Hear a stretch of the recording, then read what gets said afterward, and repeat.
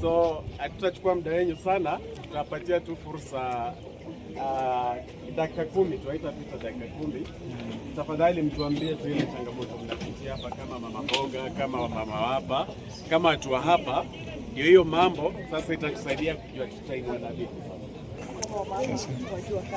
Tunapitia changamoto nyingi. Hata tumefurahi kama tunaweza pata rais mwenye anaweza tufeel sisi kama wamama. Juu sisi mama, sisi jua inatuchoma, watoto ndio hawa, wasee walituacha, sisi wote tunategemea, yaani kila mtu anategemea mama. Na mimi nilikuwa naomba kama mheshimiwa hatakubali na ambatane na sisi kama mama mboga. Juu sisi tuliambiwa mama mboga na sisi mama mboga boda na wengine wote wakatuambia sisi ni maasalas, tutakuwa kwa serikali ya Ruto ambapo sisi hata hatuonekani. Mimi nilikuwa nafikiria kama kutakuwa na mtu atafeel mama mboga, mama wa chini, aanze kutembea na sisi, tuko tayari. Maana sisi tuko na barabara fulani hii kutoka Kapsokoni hapa kutaramka.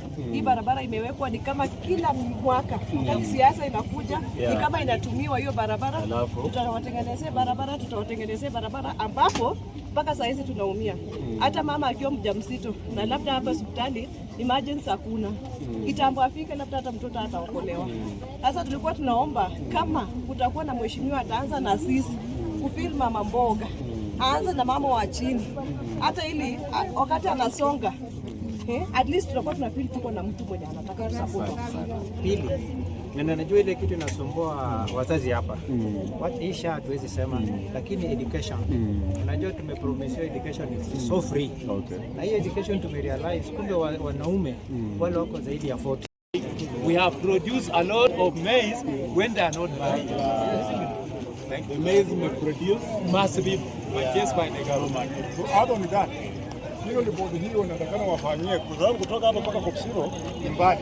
Mtu anakuja hapa anachukua karibu mbolea 3 na anatumia gharama mpaka Kopsiro. Kwa nini wasiweke branch nyingine huko kuliko kuumiza watu wote wanatoka watu Kitale, watu Bungoma, watu wengine wanakuja kwa hapa. Si wangeweka branches kwa hii mambo ya devolution. Lazima vitu vio karibu na watu. Why here alone? Why here? Inaongeza cost of